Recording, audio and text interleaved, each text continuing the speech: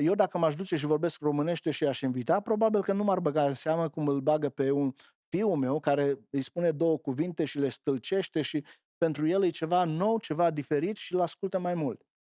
Și au curajul ăsta să meargă pe stradă, să vorbească cu oamenii, să le dea câte o Biblie, îi întreabă: "Ești credincios? Nu, vrei o Biblie? Uite așa." Sau: "Și uite-te, hai vină la evangelizare, o să fie un eveniment, noi o să cântăm, hai să vezi și tu."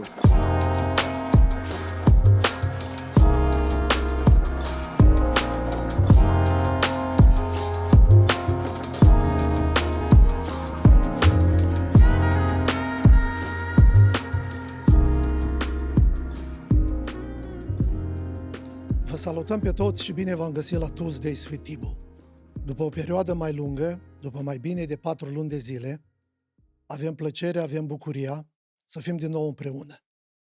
A fost o perioadă când, pot să zic eu așa, am luat o pauză, am avut unele lucruri de făcut, am fost nevoit să mutăm studioul, să schimbăm unele lucruri, am fost ocupați cu viața de zi cu zi, viața profesională, familie, dar astăzi avem bucuria și plăcerea să fim împreună.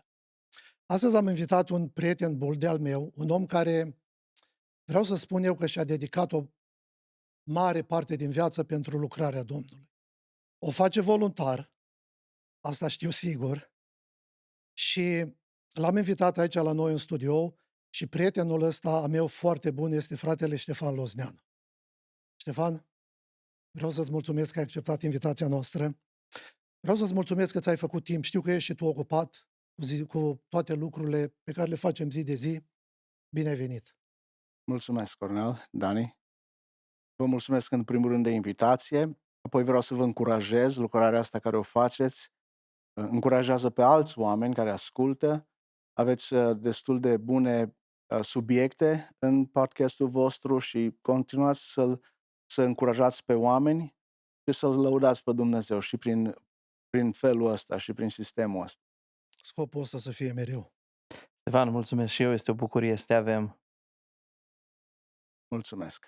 În ziua de astăzi am ales un subiect frumos, un subiect folositor și l-am numit implicarea tinerilor în misiune. L-am invitat pe fratele Ștefan pentru că el este implicat în lucrarea asta și m-a referit cel mai mult la Biserica Betania, la lucrarea pe care o face Biserica Betania în România de evangelizare și caritate. Și înainte să abordăm acest subiect, frate Ștefan, aș vrea să ne spui ceva despre tine. Bineînțeles, mulțumesc. Eu m-am născut undeva în nordul României, nordul Moldovei mai precis, între Suceava și Botoșani, niște locuri frumoase, dealuri, oameni harnici, gospodari în comuna unde m-am născut. Aveam multe neamuri acolo, cunoșteam pe mulți oameni, dar la vârsta de 5 ani, părinții au hotărât să se mute în Timișoara. Acolo, mutându-ne, a fost un pic mai greu la început, dar după aia mai ușor. Și am avut o copilărie frumoasă, împletită între Timișoara, un oraș frumos, și Moldova, unde mergeam la bunici, la verișori, la mătușe și îmi petreceam, așa mi-am petrecut copilăria. Am avut o copilărie foarte frumoasă, chiar dacă aici am ajuns și încercăm să facem mai bine pentru copiii noștri, n-aș putea să duplic sau să fac ceva asemănător copilăriei mele pentru copiii sau nepoții mei. Din Ștefan, în nefericire. ce localitate te-ai născut? Vârful Câmpului. Doar în caz că cineva știe, te recunoaște și vrem să confirmăm. Vârful Câmpului chiar pe malul Siretului și aveam și pădurea unde mergeam să curegem bureți acolo și apoi după aia la scăldat, de la prășit, de la mutat vaca, la lucrurile astea care vara asta le făceam. Chiar dacă aveai 8 ani, 10 ani, trebuia să ai treabă, trebuia să ai de lucru. Și apoi după aia când și cum prindeam, mergeam și noi ba la pădure, ba la râu, la scăldat ca Ion Creangă, pe acele șmeleaguri. Este vreun vârf, vreun munte se cheamă Vârful Câmpului? E chiar vârful câmpului, e flat. Și acolo nu știu din ce cauză are numele ăsta, dar sunt dealuri frumoase pe acolo. Cât sunteți în familie? Noi am crescut 6 băieți. Am fost în familie. Părinții vin din familii iară numeroase. Mama vine dintr-o familie de 13 copii, tata din 8. Deci am foarte mulți verișori. Probabil am numărat odată peste 120 de verișori. Unii dintre ei nici nu i-am văzut niciodată. Că din tinerețe m-am mutat după aia în Statele Unite și nu ne-am mai întâlnit. După ce te-ai stabilit în Timișoara, când ai decis să părăsești țara, de ce și cum? Țin minte că aveam cam 13-14 ani, când o auzeam pe mama, tot spunea: "Mă, toată lumea, toți ăștia tineri pleacă, numai ai mei nu." Bineînțeles, ea bătea apropo la frații mei mai mari, aveam 3 frați mai mari, dar eu de pe la 13-14 ani țin minte că mi-a rămas în gând lucrul ăsta. Și după aia am mai văzut poze de la o profesoară de engleză cu America și mi-a deschis un apetit pentru a merge și a vizita mai multe, deși în timpul comunismului nu aveai voie să mergi să părăsești țara deloc. Încă era greu să mergi dintr-un oraș în altul. Și atunci, pe la 13-14 ani, mă gândeam la lucrul ăsta, dar știam că sunt prea tânăr. La 17 ani am hotărât să plecăm. Aveam un grup de băieți cu care am vorbit deja, trebuia să mergem din Timișoara cu trenul până la... Pentru că atunci, pe timpul acela, ca să ajungi la granița cu Iugoslavia, trebuia să mergi pe jos mai mult, pentru că nu aveai voie să te apropii de graniță. Era periculos, te oprea pentru orice. De ce ai venit pe drumul ăsta?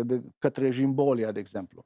La 100 de kilometri înainte te oprea poliția. Pe cine cauți?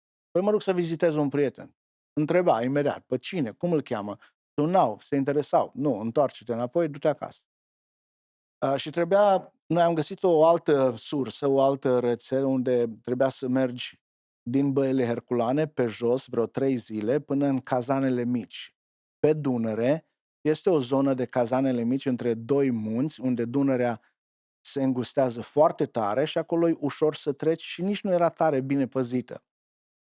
Unde era pe pământ, era mult mai bine păzit, aveai riscul mare să te prindă, să te bată, să mergi la pușcărie.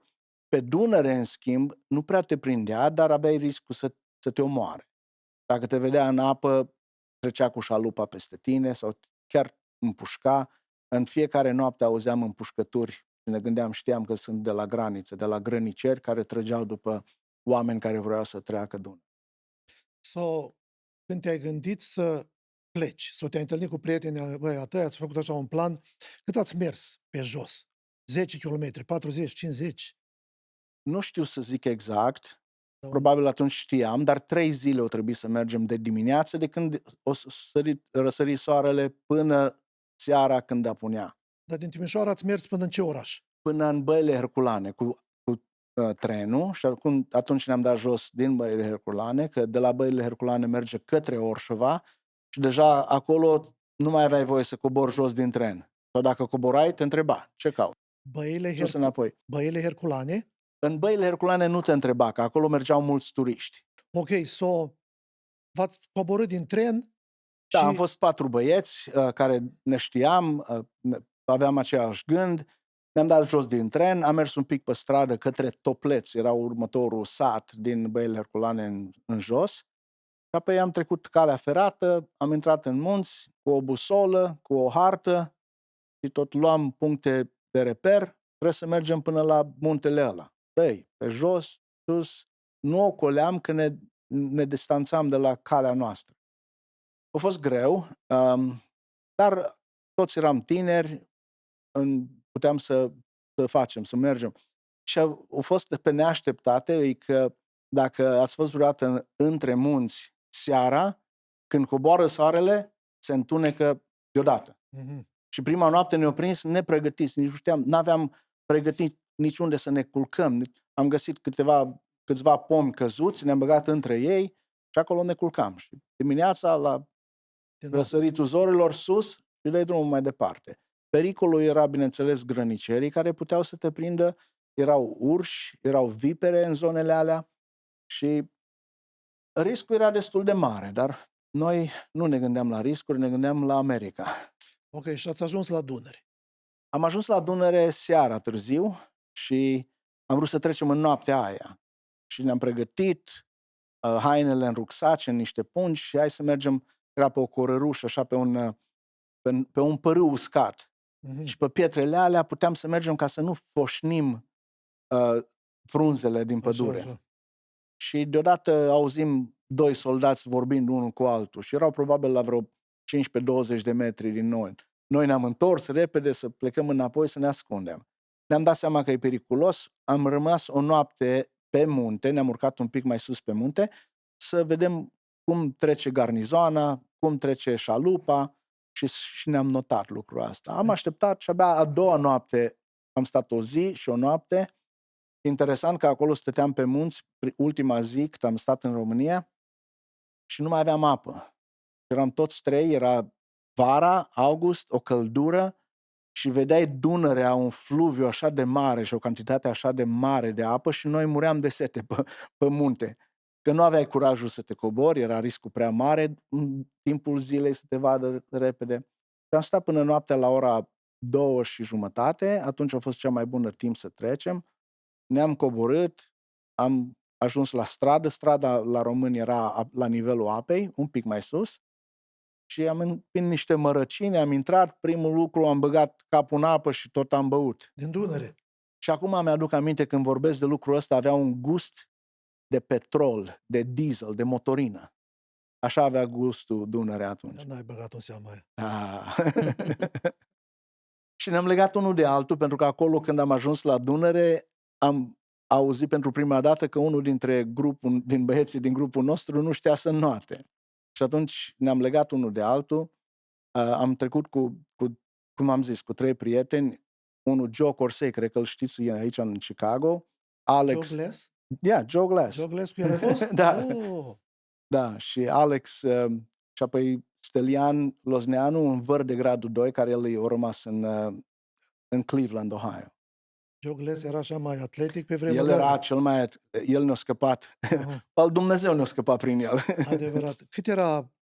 Cât era apa de lată, Dunăre de lată pe acolo până ați trecut voi? Nu pot să-mi dau seama și nici acum am mai mers cu vaporul pe acolo. De fiecare dată când mergem în misiune, trecem cu vaporul cu tinerii când am fost la Orșova. E foarte greu de estimat. Probabil că era cam 100 de metri? 150-200 de metri. O, Cam un distanță. teren jumate, 2 de fotbal. Da. Cum a trecut celălalt băiat care nu știa să înnoate? Măi, spre surprinderea noastră, el a venit cu propunerea să luăm o cameră de Dacie care să legăm rucsacele pe ea. După aia ne-am dat noi seama că intenția lui a fost că să se țină și el, s-a legat de camera aia. Noi ne-am legat unul de altul. Joe a fost primul, după aia Alex Ursache, eu și Stelian era ultim. Crezi că Joe a dus greu? Sigur a dus greu. Dar și putea. El putea cel mai bine. Da. Și trecut, am ajuns partea aia și acolo a fost ceva care de neuitat pentru mine, că am ajuns și ne-am dat seama că am lăsat și camera, am luat rucsacele și când să urcăm, acolo strada la sârbii mult mai sus. Și automat ne-am dat seama că e o stâncă puternică și n-ai cum să te urci pe ea. Aveau niște crăpături, ne-am băgat noi degetele un pic, ne-am chinuit. Ce? Nici nu puteai să mergi nici jumătate de metru din apă să urci. Nu aveai cum. Trebuie să vă băgați înapoi. Ne-am lăsat înapoi în Dunăre și ușor tot ne lăsam. Băiatul care nu știa să înnoate îi spunea, lasă-te, dă-ți drumul, ține rucsacul și noi te prindem. Și v-ați dus așa pe margine. Și ne-am dus pe margine, ne opream cam după 10 metri, iară mai coboram un pic. Ne era frică totuși să nu ieșim din cazane, că atunci Dunărea are vârtejuri puternice, curenții sunt foarte puternici acolo. Adică cum cazane, că nu înțeleg, la ce? Cazanele ziceam că sunt munții ăștia 2 și acolo așa se cheamă, cazanele mici și cazanele mari. Sunt 2 zone unde Dunărea se îngustește foarte, foarte tare. Și volumul ăla de apă intră între 2 munți și curenții sunt foarte puternici, debitul e puternic și apoi când iese înapoi se formează niște vârtejuri care cât de bine să știi să noți e pericol, problematic. Și am înaintat câteva rânduri din astea și am ajuns la un loc unde puteam să ieșim din apă, dar după aia stâncile încă ieșeau către Dunăre. Și acolo țin minte că în gândul meu m-am rugat, Doamne, eu când am plecat de acasă am vrut să scap de părinți, am vrut să scap de reguli, de pocăință, de biserică. Aveam impresia că părinții mei sunt așa de stricți că abia așteptam să scap de sub brațul lor, de sub conducerea lor. Noi trebuia să fim primii la biserică, noi plecam ultimii și parcă pentru mine mi se părea că e exagerat. Și am zis, plecăm, aveam 17 ani, mergem, îmi iau lumea în cap și vreau să mă distrez, să mă bucur și eu de viață. Parte din motivul pentru care ai plecat a fost și o presiune asta politică a comunismului? Pentru mine N-ai nu. simțit-o la Pentru mine vârsta n-am aceea? simțit-o. O viață- Simțeam că să stai la coadă, nu aveai destul, dar noi n-am dus-o rău așa. Că dacă mergeam în Moldova, luai câțiva saci de cartofi. Țin minte, în copilăria mea, toate drumurile astea de Timișoara și Suceava, eram ultra aglomerați cu bagaje. Din Timișoara aduceam saltele, haine, blugi, una alta, de acolo aduceam cartofi, varză și alte bunuri. Și tot timpul mă gândeam și eu, când o să merg undeva și să nu am bagaj cu mine? Ștefan, eu am lucrat cu tatăl tău, Brother Mitic, un an de zile, nu părea așa tough. Era fast. Tata nu a fost prea tough cu noi. La noi mama era mai așa, soldat. Așa. Mama ne instruia și mama niciodată nu ne-a spus nouă, bă, lasă că vine tata acasă și îi spun eu lui ce ați făcut. Văd Nu, pe cocoș. ea ne... Cum cădea, cum ceva, cum ne articula. Încă ne trimitea, du-te și adu cureaua, du-te și adu aia. Noi nu aveam dreptul să fugim niciodată de bătaie. Nu știu ce, când vedeam pe alții că fug de părinți, noi ziceam, cum să fugi de părinți, mă, că la mine, Doamne ferește, o primesc dublu, triplu. Ok. Da. Sau ai ajuns în momentul ăla când ți-ai dat seama că trebuie să te rogi. Ai nevoie de ajutorul Atunci mi-am dat Dumnezeu. seama, deși la noi, familia noastră mergea la o biserică de creștini după Evanghelie. Citeam foarte mult Biblia. Mama mea cunoștea Biblia aproape, adică era ca și concordanță vie. Dacă aveai ceva să zici, unde scrie cu tare, ea îți spunea, vezi, caut acolo, în Ioan, capitol. Citea foarte mult Biblia. Îi plăcea zilnic, studia Biblia mama mea și ne punea și pe noi. Dar pentru mine nu, a semnat o grămadă de reguli pocăinți Știu ce și nu-mi zici. plăcea. Și am zis că plecăm și scăpăm și acolo când mi-am dat seama că viața e în pericol, m-am rugat, Doamne, dacă mă scapi de aici cu viața, o să te urmez toată viața. Dacă pot să ies și din impasul ăsta, eu o să mă predau, când ajung în America, mă hotărăsc, mă botez și o să fiu un om serios și moral.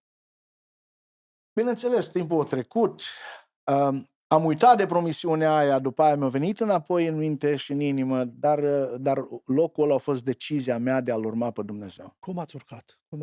Până la urmă, Joe, care era mai atlet dintre noi, a intrat între două stânci și cu picioarele, cu mâinile, cumva s-a reușit că el deja ne-a dat niște haine să ne ajutăm și noi și cu alea ne chinuiam greu. El a reușit singur. S-a ne ajutat prin a intra printre stâncile alea, după ce noi am crezut că gata, trebuie să ne dăm drumul mai departe, să ieșim din cazane, dar până la urmă el a reușit să intre printre stâncile alea două, a urcat sus, ne-a ridicat și pe noi, pe unul peste altul și tot ne-am dus. În partea aia la sârbi? Am ajuns la stradă, ne-am îmbrăcat, eram așa de obosiți, și fizic, dar și psihic. Eram așa de obosiți că ne-am îmbrăcat și mergeam pe stradă și mi se rupea firul și nici nu știam, mă trezeam și nu mai știam, dar cum am ajuns deja la podul ăsta, la tunelul ăsta, că așa de obosiți eram. S-a oprit un autocar dimineața pe la 4 și ceva, ne-au chemat să intrăm înăuntru, noi nu vroiam să mergem în Italia să ajungem, dar deja eram și foarte obosiți și ei au insistat mult și ne-am urcat. Le-am spus noi că le dăm bani să ne ducă la Belgrad, da, de unde? Ne-am trezit exact în fața miliției, unde erau 3 polițai care ne așteptau la ușă deja, românii, hai jos! Și acolo ne-au trimis la pușcărie, pentru că am călcat granița lor ilegal, ne-au trimis în pușcărie, am stat o lună în pușcărie. La mine era riscul mai mare că eram minor. Și dacă erai sub de 18 ani și nu aveai părinții sau un frate cu tine, de obicei 99% te dădea înapoi. Cei mai mulți care treceau spunea o altă dată de naștere. Îți spuneai tu că ei aruncai actele, nu știa, nu era ca acum în sisteme să știe cine ești, de unde, când te-ai născut. Puteai să spui orice vârstă vroiai tu și orice nume ce vroiai. Știu ce zici.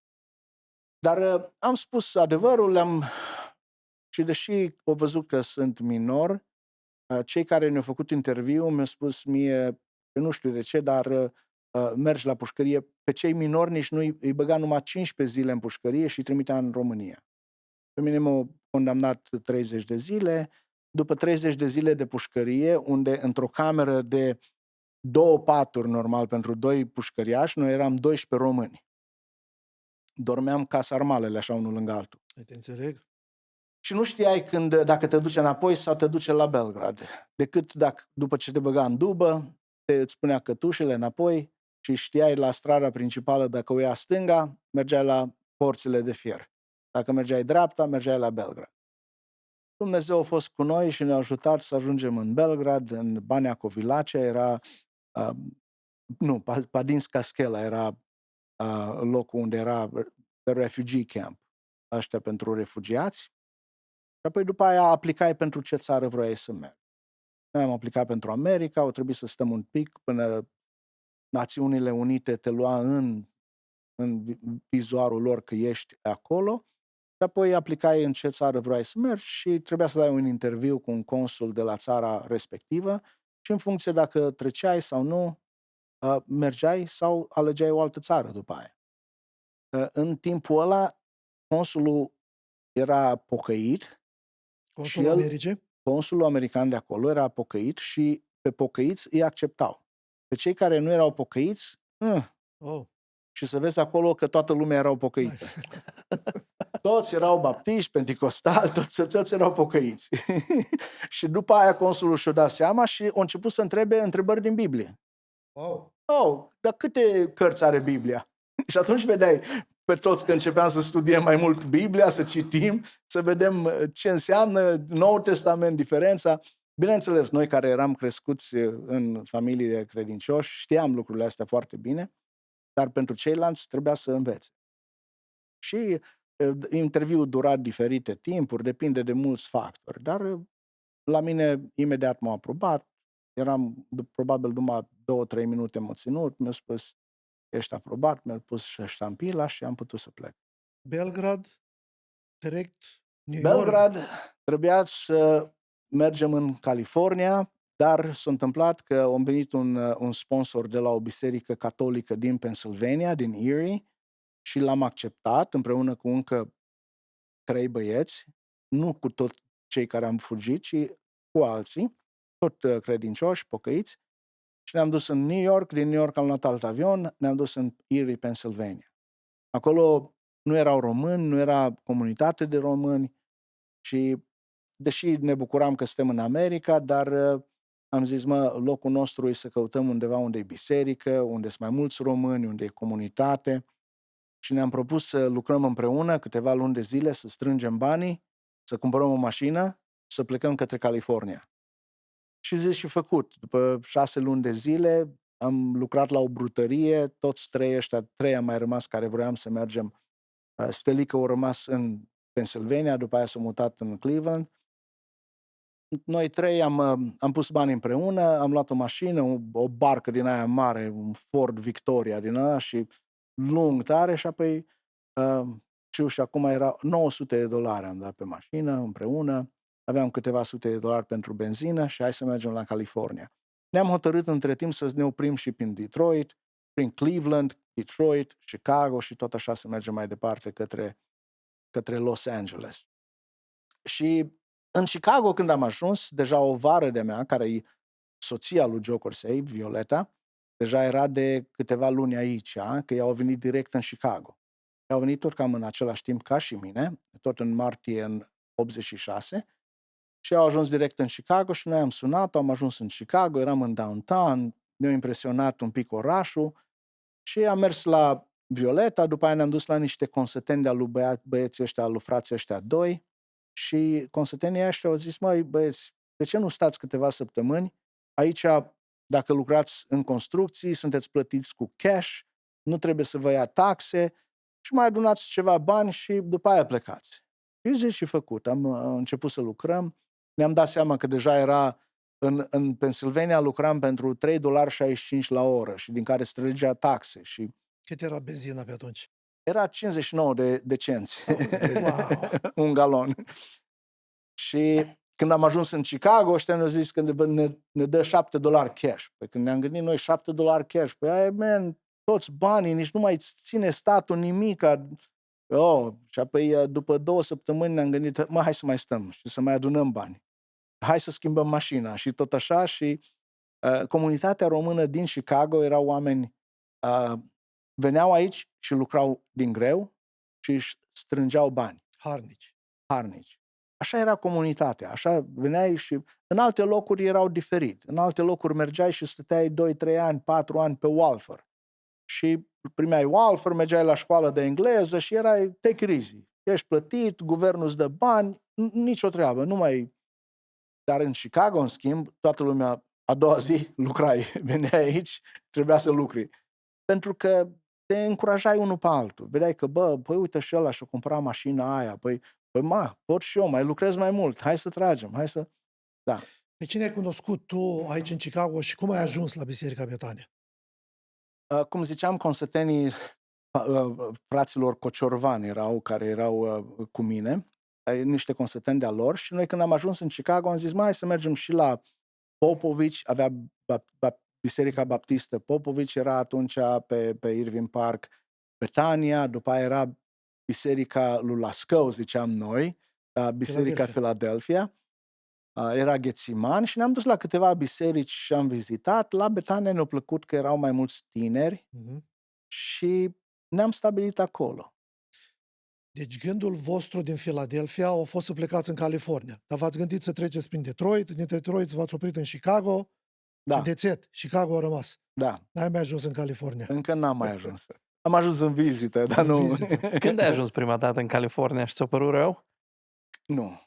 Nu mi-a părut rău. E frumoasă California, ca și natură, ca și vreme, ca și ocean, ca și toate, dar pentru mine comunitatea și biserica de aici din Chicago face mai mult decât natura și vremea.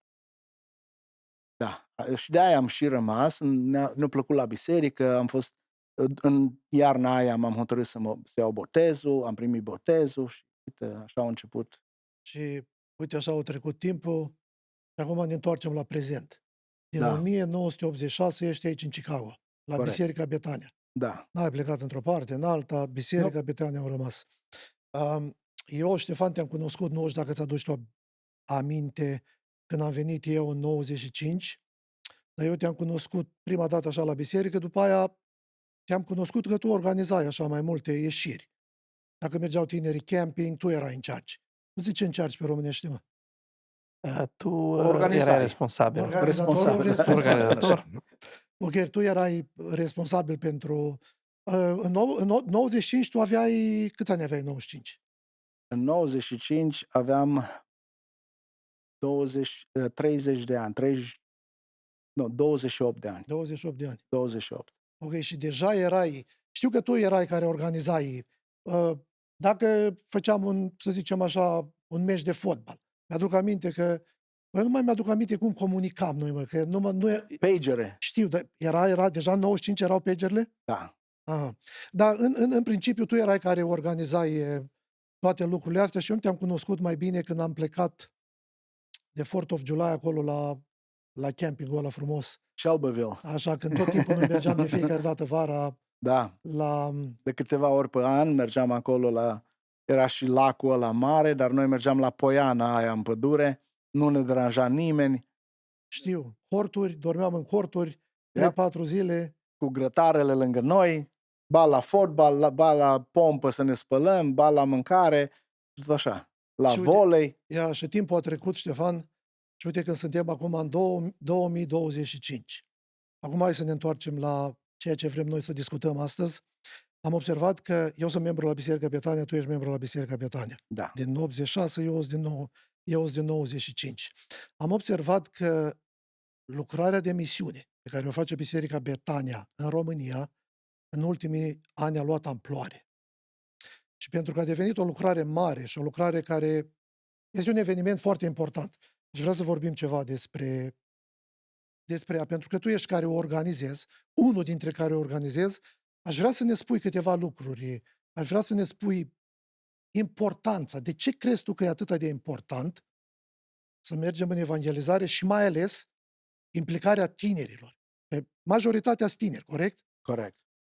Da, cum să nu? Eu când am început să organizez, am simțit că am darul ăsta de la Dumnezeu și chemarea să organizez. Am început, bineînțeles, cu campuri, cu fotbal, cu hai să mergem acolo, hai să mai mergem în vizită în Detroit, la alte biserici și tot așa, și făceam grupuri din astea. Cum timpul a trecut, biserica când noi am venit, trebuie să ne dăm seama că era o biserică la început, care oamenii încă încercau să se stabilească aici. Să-și facă un cel, să-și cumpere o casă, să-și făurească un business și eram destul de ocupați în privința asta, plus și ca și biserică creștea biserica, trebuia încă o altă clădire, încă o investiție, iară muncă la biserică, după aia iar am făcut o altă biserică și tot așa pentru că biserica creștea. Și eram ocupați foarte mult cu organizarea bisericii. Nu era biserica pe vremea aia implicată în misiune atât de tare. Nu.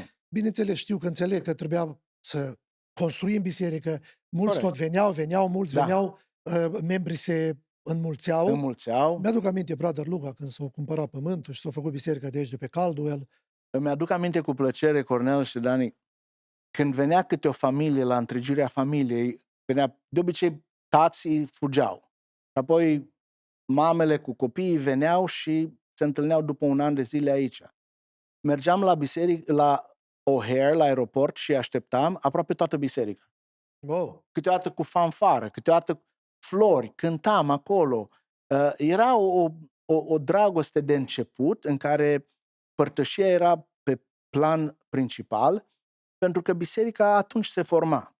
Apoi, pe timp cum a trecut, ne-am dat seama că chemarea bisericii nu e numai să avem cor bun și fanfară bună și building frumos, ci trebuie să mergem dincolo de porțile bisericii sau de gardul bisericii, să ieșim în afară și să chemăm oameni la pocăință. Dar asta s-a întâmplat când fratele lui a venit aici și a devenit pastorul principal al Corect. bisericii. Cam Corect. din El a venit vremea cu mentalitatea asta de misiune și imediat a împărțit ideea lui cu biserica și cel puțin pentru mine mi-a vorbit Dumnezeu că trebuie să ne implicăm în lucrul ăsta. Am început prima misiune, țin minte, am început cu 15 frați, ne-am dus în Guatemala să construim o biserică. Undeva într-o junglă acolo, am dus 2 săptămâni, am pregătit și aia a fost prima misiune. În ce care an a am fost organizat. asta? Cred că 20 de ani în urmă. 18-20 de ani, nu mai țin minte exact, dar cam acolo. Da. A trecut timpul. Acum înțeleg că biserica noastră, Biserica Betania, este implicată mult în misiune și am întrebat importanța misiunii. Deci, pentru tine, e foarte important ca tinerii să fie implicați, da? Corect. Deci am dat exemplul la prima misiune și mi-am dat seama că am făcut ceva frumos pentru oamenii de acolo și și noi ne-am zidit și asta, dar pentru tinerii din biserica noastră nu a fost prea mult. Și atunci când am început să facem misiuni, primele misiuni am mers împreună cu Speranța. Noi am organizat de la Biserica Betania, împreună cu misiunea Speranța, ne-am dus și am format un grup mai mare și mi-am dat seama ce impact are evangelizările astea. Mulți spuneau, dar asta a trecut, a fost prin anii 90, după comunism, acum nu mai evangelizările astea mari nu mai merg. Eu am avut o total diferită experiență.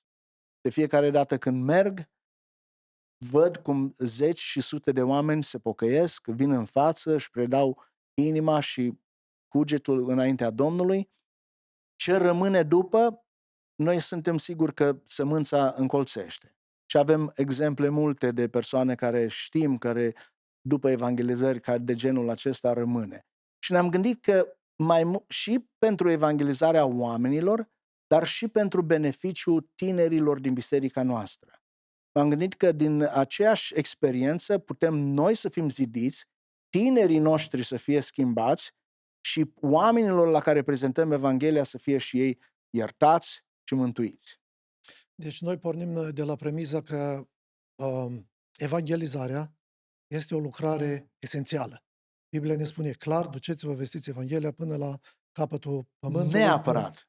O Ok. biserică fără evangelizare e o biserică care moare. Ok. Aș vrea să vorbim specific despre evangelizarea de anul ăsta, în 2025. Vrei să ne spui un pic câți tineri s-au înscris pe listă, câți adulți? Hai să vorbim un pic. Da, deci avem acum, bineînțeles că avem tineri necăsătoriți, aproximativ 70. Avem tineri căsătoriți care s-au căsătorit de 1 an, 2, iar un grup de poate 10 Familii? 10 familii. Apoi avem ceilalți mai maturi, care sunt căsătoriți sau mai de mult și care, ca și organizatori, care merg acolo pentru diferite funcții care trebuie neapărat. Să avem grijă de tineri, pentru că acum, bineînțeles, au luat așa amploare misiunea că avem o echipă mai mare de organizare, trebuie să ne-am organizat în departamente diferite pentru că lucrăm pe mai multe proiecte atunci când mergem în misiune. Deci misiunea nu e numai că mergem și cântăm și am predicat și am plecat mai departe, ci are mai multe aspecte. Unul dintre ele e caritatea, în locurile unde mergem și știm că sunt familii sărace, oameni nevoiași, mergem să-i ajutăm. Apoi avem un departament unde tinerii se implică ei să să dea invitații la oameni pe stradă. Și asta e foarte, mie cel puțin așa de mult îmi place, că văd cum tinerii, chiar dacă nu știu românește, dar încearcă să meargă și să dea la alții invitații. Și în cuvinte sărace românești, oamenii cu adevărat sunt atenți la ei. Eu dacă m-aș duce și vorbesc românește și aș invita, probabil că nu m-ar băga în seamă cum îl bagă pe un fiul meu care îi spune 2 cuvinte și le stâlcește și pentru el e ceva nou, ceva diferit și îl ascultă mai mult. Tinerii noștri prind curajul tot mai mult, mai ales cei care au mai fost, și au curajul ăsta să meargă pe stradă, să vorbească cu oamenii, să le dea câte o Biblie, îi întreabă, ești credincios? Nu, vrei o Biblie? Uite așa, sau și uite-te, hai, vină la evangelizare, o să fie un eveniment, noi o să cântăm, hai să vezi și tu. Și uite așa, e o invitație care personal le face pe stradă, de obicei, sau în parcuri, sau în diferite locuri unde știm că oamenii merg în zilele alea. Okay, Total, scuze, Cornel. Total, câți oameni participă? Dacă vrea să ne spui puțin câte orașe, câte evangelizări, puține detalii despre misiune. Anul trecut am fost în 7 orașe și am fost 140 de persoane de aici din biserica noastră. Anul acesta avem peste 160, undeva între 160-170 de persoane. Mergem în 8 orașe. Începem în Năvodari în iunie 27. După aia în București în 28, în Ploiești în 29. După aia avem o zi de pauză. Mergem în Brașov în 1, Râmnicu Vâlcea în 2, iar facem o zi pauză în Piatra Neamț pe 4, pe 5 mergem în Iași și în 6 în Galați o să fim. Și acolo se face încheierea și în 7 o să fim înapoi în București. Pentru cei mai mulți vin înapoi în America, pentru alții merg la Neamuri să mai viziteze locuri și place-uri prin... aproape că de fiecare dată, după ce se termină misiunea, dacă sunt tineri care vor să mai stea, noi putem să organizăm alte misiuni. Anul trecut, de exemplu, un grup de vreo 12 persoane au mers la Orșova din nou. Și au stat mai câteva zile să mai facă caritate acolo în zona Orșova, la Darius. Da. Și încercăm să facem așa cât de bine. Dacă sunt persoane care mai stau, noi organizăm să continue lucrarea de misiune. Dar cei mai mulți pleacă înapoi în 8, probabil iulie, vin înapoi. Vrei să ne spui un pic mai cu deamănuntul? Cum organizezi? Se înscriu tinerii pe listă? Să ne spui așa cu detaliu, să avem așa un clear picture. Da. Tinerii își cumpără bilet de avion. Cum să povestești așa un pic? Da, deci noi avem o organizare destul de bună până la punct. Avem câteva grupe. Avem un grup de 5 persoane în bord. Apoi avem un grup de 12 persoane de grup organizatoric. Și apoi avem un grup de 20 și ceva de persoane în care iar ne întâlnim pentru organizare. Atunci când noi organizăm misiunea, bineînțeles, deja au început din august-septembrie anul trecut să pregătim misiunea din iunie anul ăsta. Ne rugăm ca Dumnezeu să ne dea înțelepciune să alegem orașele care sunt mai potrivite. Ne gândim, vorbim cu păstorii locali, vedem și acolo cum e situația, cum suntem primiți, cum nu, și pe baza la asta noi organizăm locurile unde mergem să facem evangelizare.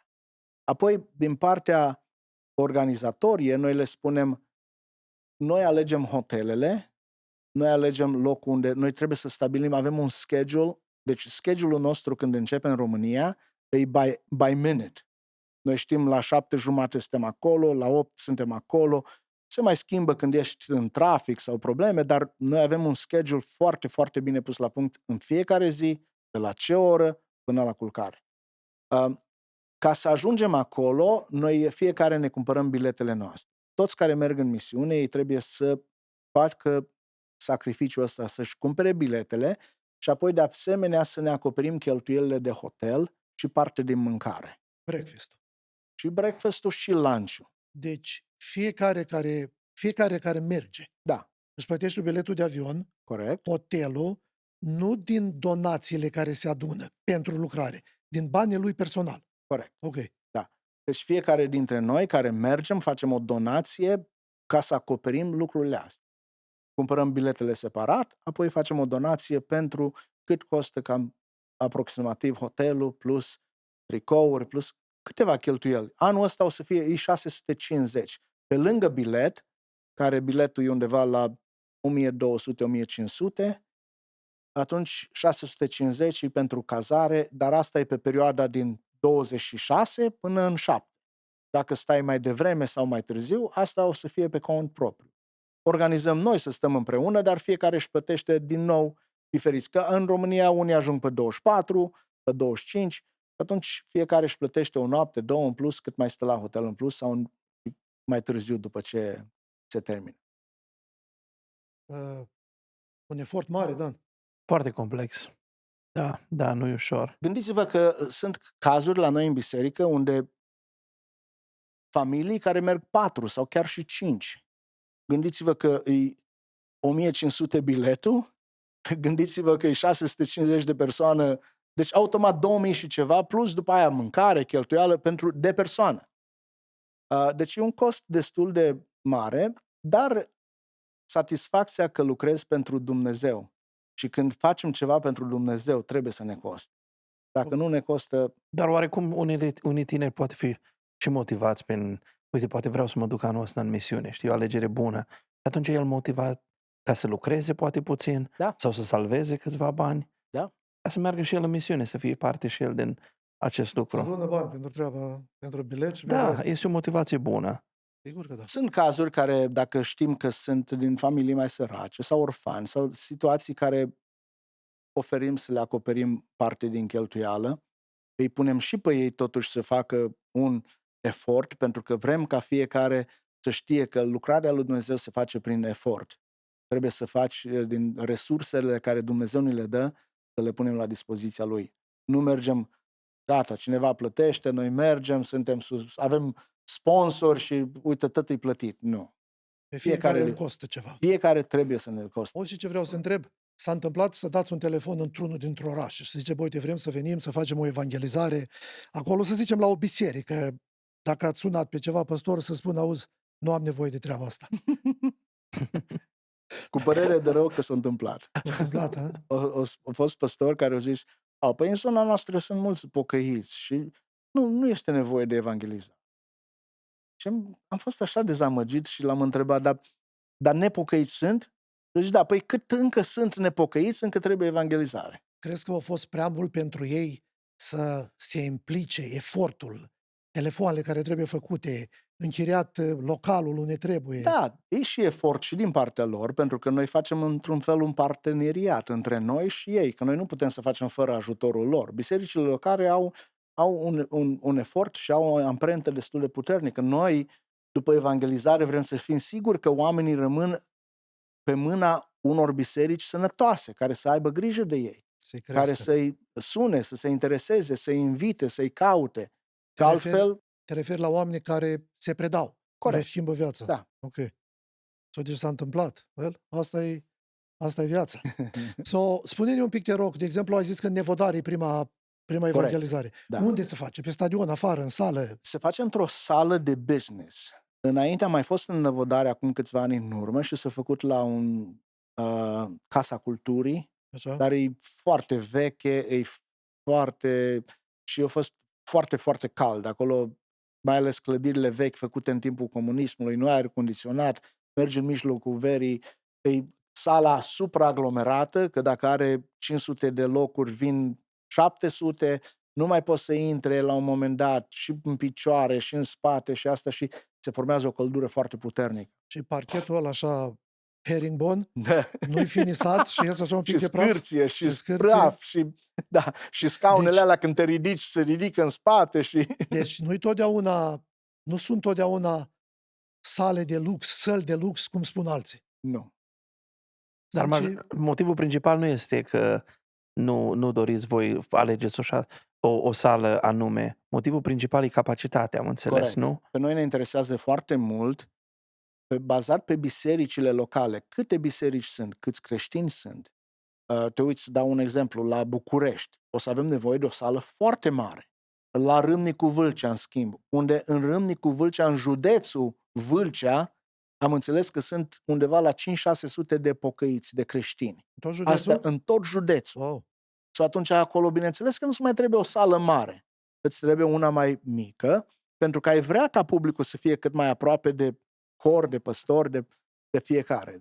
La o evangelizare, așa, scuze, Cornel, la o evangelizare sunt sigur că participă și creștini pentecostali, baptiști, Corect. așa e? Da. Ei sunt majoritatea? Noi, de fiecare dată când vorbesc cu păstorii locali, noi îi încurajăm. Vreți să vă întâlniți cu păstorii locali și din alte culte. Să vă întâlniți, să puneți lucrarea asta, e o lucrare de evangelizare în care e cuvântul lui Dumnezeu și cu cât mai multe biserici se implică, cu atât e mai bine. Rezultatul e mai bun pentru că înainte noi ne bazam foarte mult pe invitațiile care le făceau creștinii, pocăiții din zonă. Acum facem mai mult și pe Facebook, pe Instagram, pe TikTok, o grămadă de reclame din astea unde am observat că oameni nepocăiți, mult de pe reclame din genul ăsta. Dar înainte erau frații din zonă, erau prieteni, vecini, fiecare persoană care știa pe cineva nepocăit. Bun, Năvodari, ai zis că e o sală de business. Următorul oraș e București. București? Frecventăm Sala Palatului. E o sală foarte mare, foarte frumoasă. Cred că are 7.000 de locuri. Și acolo, bineînțeles, investiția e mai mare, costul. O să vorbim îndată despre asta. Da. Apoi Ploiești e pe stadion. Pe stadion, ok. Stadionul e acoperit, e un stadion mai modern, mai nou. Gazonul nu e acoperit, acolo trebuie să facem o platformă, un stage, după aia să fie acoperit stage-ul și după aia un LED screen, că oamenii în tribună stau mult mai la distanță Nu se vede. și atunci nu se vede. Se vede Și fața. pierzi esența O, da. când predica este predicată. Okay. După Ploiești? După Ploiești mergem în Brașov. În Brașov încă nu am hotărât locul. Noi am făcut anul trecut în Brașov. E o sală, din nou, o sală ca de nunți sau de evenimente în care încape aproape 2000 de persoane. Ok. Sală frumoasă, au ei screen-ul, am închiriat-o anul trecut și acum vrem să o închiriem. Între timp ne-am gândit și la posibilitatea să închiriem centrul vechi a Brașovului, unde e o zonă foarte frumoasă, unde sunt foarte multe restaurante, store-uri și astea și atunci dacă noi facem acolo, am avut experiența asta anul trecut și acum 2 ani în Oradea, unde am făcut în loc public. O am văzut, dar se vede când Da. se dă online. Chiar Și am în avut centru acolo. o experiență, Cornel, care n-am să uit niciodată. De exemplu, s-a predicat și în fața acolo era cam 5-6 mii de oameni care au venit să asiste la evangelizare. Erau multe scaune, alții în picioare și erau câteva restaurante unde oamenii veneau mănânce, să mai Așa. stea de vorbă. Să Restaurante facă din astea tip business. terasă. Tip terasă. Exact. Erau afară, aveau o umbrelă, dar asculta că era acolo în vizual. Și ce m-a frapat pe mine e că la sfârșit, când fratele Luigi a zis să ne rugăm și s-au ridicat oamenii din mijloc, s-au ridicat și ăștia de la terasă. Wow! Deci asta mi-a arătat că ei ascultau. They would pay attention, pretty much. Ne-am întâlnit a doua zi tot în centru acolo cu o persoană de business și a zis, el s-a întâlnit la o terasă cu cineva să facă business și a zis că acum trebuie să se întâlnească din nou, că nu mai putut să facă business. Au fost și ei atenți la evangelizare. Da. Sau în Brașov asta vrem să facem. Încercăm încă cu primăria să vedem dacă ne dă posibilitatea. Și dacă nu? Dacă nu, Care la sala asta unde am făcut și anul trecut, o sală foarte frumoasă, numai că am vrea experiența asta în Brașov să fie în aer liber, în centru. Următorul. Vreau să știm în toate orașele. La Râmnicu Vâlcea este Arena Romanilor, așa se cheamă. E un fel de teren de handbal, Așa. dar are și un stage pentru în caz că în timpul de vară sunt concerte sau din asta. Sau are un fel de anfiteatru unde oamenii stau în tribună. Încape în tribuna lor destul de mulți. Cred că încape la 3000 de persoane în tribuna asta rotundă. Dar, cum ți-am spus, în Râmnicu Vâlcea, pentru că nu sunt biserici mari, ori fost cam undeva la 800 de persoane. Deci cam o treime din toată asta. Acum știm mai bine, nu o să mai ne amplasăm pe stage și o să ne punem în fața tribunei principale și acolo o să facem. Deci Râmnicu Vâlcea o să facem la Arena Romană. După aia mergem în Piatra Neamț.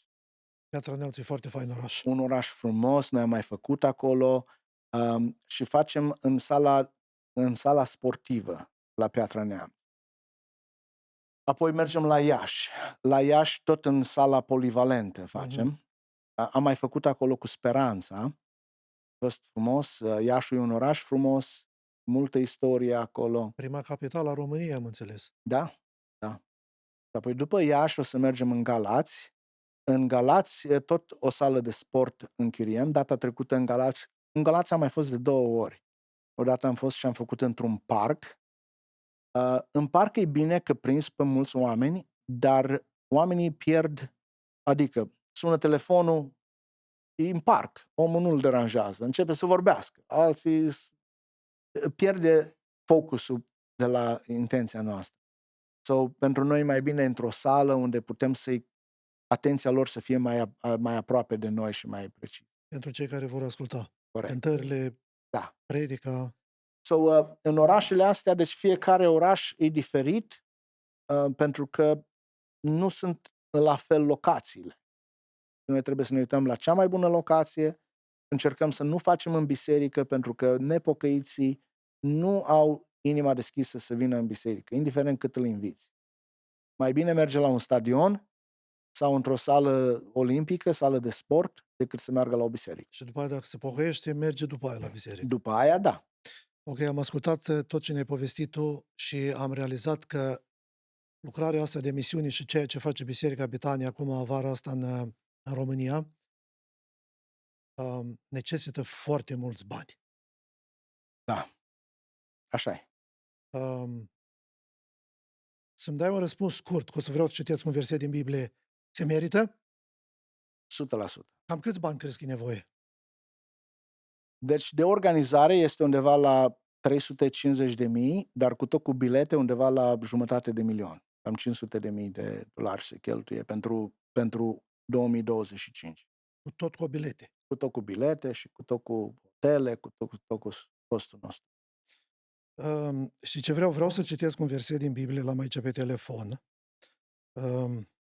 Și pentru că după ce citesc acest verset, vom trage o concluzie și aș vrea să vorbim despre ce s-a întâmplat într acest verset. Îi Marcu, capitolul 14, versetul de la 3 la 9. Pe când ședea Iisus la masă, în Betania, în casa lui Simon leprosul, a venit o femeie care avea un vas de al albastru cu mir de nard curat, foarte scump, și după ce a spart vasul, a turnat mirul pe capul lui Iisus. Unora dintre ei le-a fost necaz și ziceau: ce rost are risipa aceasta de mir? mirul acesta s-ar fi putut vinde cu mai mult de 300 de lei și să se dea săracilor. Și le era foarte necaz pe femeia aceea. Aș vrea să luăm câteva aspecte. Au fost oameni care au criticat-o pe femeie de ce a făcut risipa aceea, că, după cum spune Biblia, mirul ăla era foarte scump. Și ei au spus că de ce nu au vândut banii? Au vândut banii. De ce nu au vândut mirul să facă bani să-i dea la săraci? Domnul Iisus a spus că pe săraci îți vei avea întotdeauna cu voi, dar pe mine nu. Acum, este o diferență în zilele noastre. Domnul Iisus nu-i prezent în trup aici, ca să putem să cheltuim ceva bani, nu vreau să zic personal, dar pentru el, cum a cheltuit femeia mirul. Noi trebuie să facem pentru altcineva, Domnul Iisus spune că de câte ori ați făcut celui micuț, ați făcut pentru mine. Ca să zic că facem pentru altcineva, dar facem pentru Dumnezeu, pentru Domnul, orice bine care îl facem. Acum, ăia care au fost acolo prezenți în cameră, au spus și au fost supărați că de ce s-a făcut risipa asta. Întrebarea mea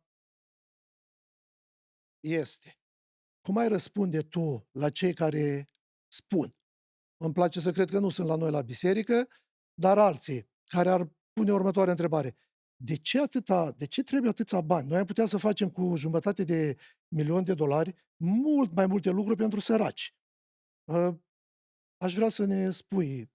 Cornel, să fiu sincer, probabil și eu, dacă nu aș fi implicat și aș auzi, băi, să facem misiunea asta așa de mare și se cheltuiește $100.000, și eu probabil m-aș gândi, dar se poate face o grămadă de alte feluri. Misiunile se poate face în diferite feluri și e adevărat. Misiunile sunt făcute, noi știm de la Pavel că mergea într-un oraș în altul, pe jos, singur, construia biserică, dar în același timp noi trebuie să ne gândim cât valorează un suflet. Dacă toată misiunea asta, care o facem noi și investiție mare și trudă și asta, și se întoarce un suflet, oare se merită? Biblia spune că ce ar folosi unui om să câștige lumea? Să câștige toată lumea. Deci nu $500.000. Toată lumea să câștige. Asta e în comparație cu un suflet. Aia e valoarea unui suflet. Toată lumea. Dacă și-ar pierde sufletul pentru totdeauna. Exact. Deci nu, e priceless. E priceless. Eu sunt sigur că când o să închid ochii ultima dată și o să-i deschid în fața împăratului, nu o să-mi spună, Ștefan, așa de mult ai lucrat la Biserica Betania, așa m-ai impresionat că ați făcut acolo o clădire, în tot Niles-ul nu a fost clădire ca a voastră, parcare, cum vrei. Nu cred că o să menționeze lucrurile astea, dar cred că o să conteze un suflet. Indiferent cât am cheltuit pentru un sufletul ăla se merită. Pentru mine e important să facem biserică frumoasă, să avem lucruri frumoase, așa cum le facem pentru noi acasă, să fie și pentru casa lui Dumnezeu. Dar menirea importantă, numărul 1, importanța bisericii, e să ducă Evanghelia la alții. Aia e priceless. Din ăștia $500.000, din banii ăștia se folosesc și pentru caritate. Corect. Deci, din nou, cum am spus că noi avem mai multe departamente, unul din departamente este caritate. Noi închiriem 2-3 venuri în care facem cu schimbul tinerii, noi vrem ca tinerii să meargă cam toți în caritate, să aibă experiența asta unde să meargă la o familie săracă, la un copil care îi dă o bomboană și ăsta plânge de bucurie. Vrem experiența asta să o trăiască fiecare tânăr de la noi, special cei care n-au mai fost înainte. Și noi încercăm să facem unde merg tinerii, noi avem câțiva lideri care persoanele astea sună dinainte, cunoaștem familii sărace, merg, le vizitează înainte, vede nevoile lor, câteodată cumpărăm numai alimente, câteodată cumpărăm un aragaz, un frigider, câteodată o vacă am cumpărat, câteodată diferite lucruri după nevoile lor. Deci se folosește pentru milostenie, adică facerea de bine. Nu dăm bani de obicei decât dacă plătim un bill ceva care taie curentul și trebuie să-i plătim și plătim un bill, dar așa să dăm bani, nu dăm. Dăm mâncare, dăm appliances, dăm lucruri care au nevoie. și facem asta aproape în fiecare zonă unde mergem la evangelizare.